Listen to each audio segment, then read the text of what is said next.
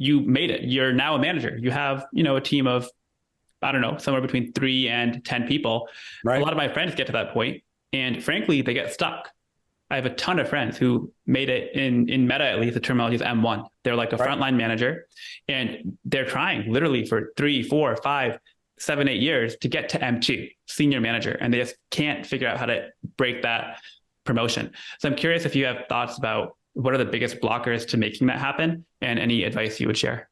Yeah, for sure. So first, step one is you have to be a good manager, right? If you're losing people and you're not motivating your team, you're not delivering, you're not like an M1's job is to deliver, to organize the team, to ship whatever the thing is.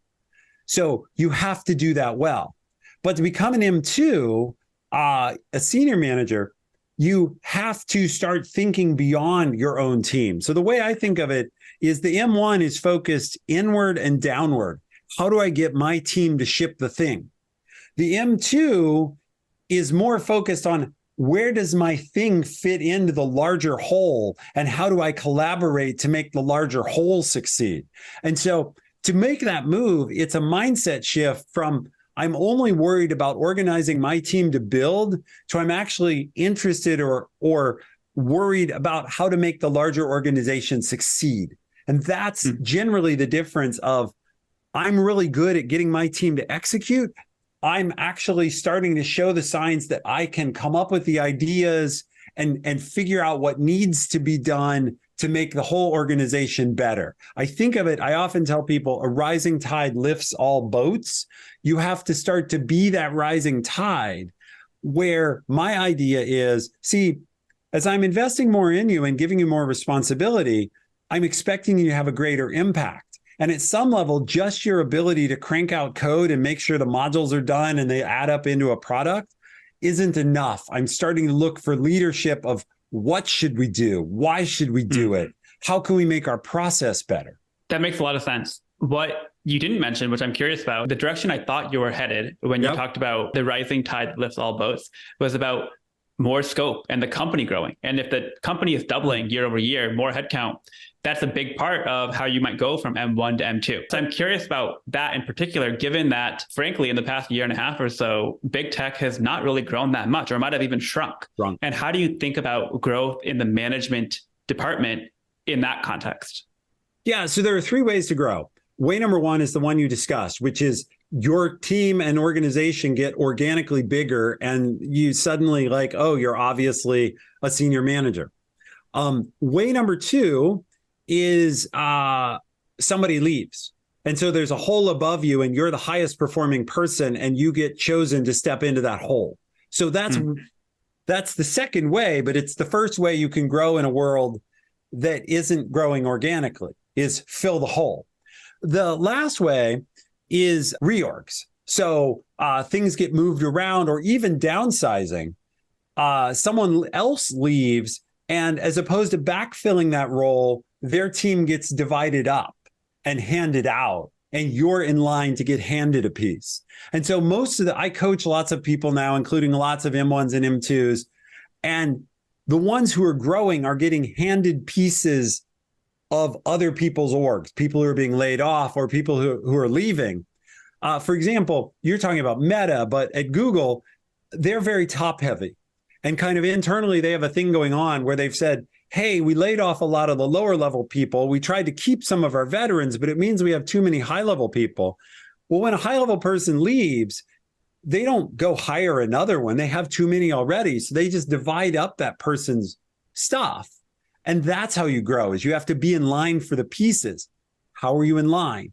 The same way you're in line to take over if your boss leaves. You have to be the highest performing, best, strongest leader around, and you collect the pieces. The last way, I said there were 3, there is one more. You can start a new project. It's very hard to start a new project when resources are thin. But if you have a brilliant idea that is like, oh God, we do have to build that, I do see new things getting funded. Not very many, but having the best idea is another way. So what isn't going to happen?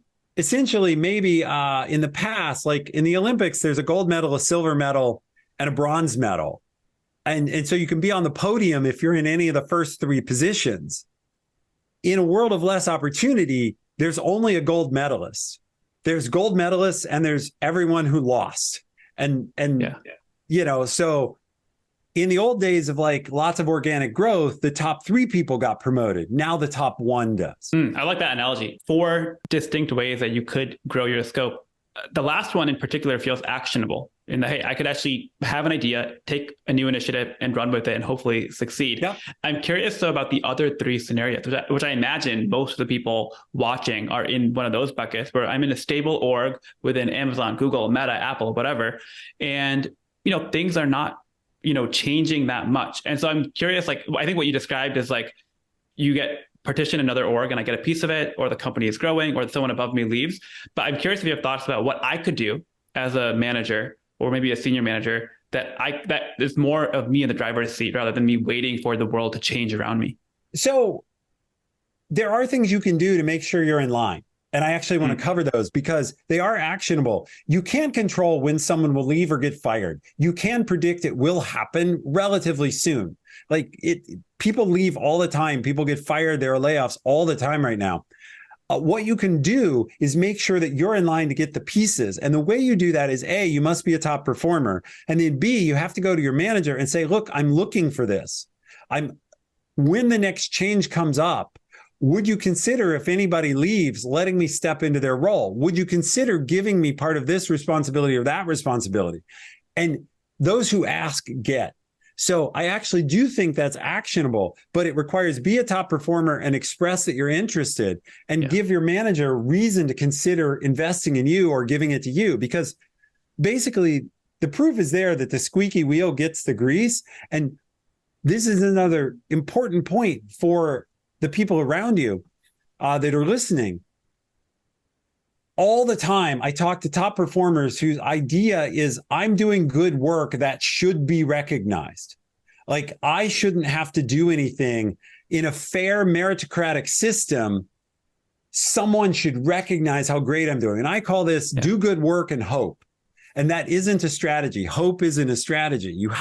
The proactivity is you have to be making sure your work is recognized by reasonably taking credit for it, not bragging, not overclaiming, but making sure it's recognized and talked about, and then asking for more. Those are actionable.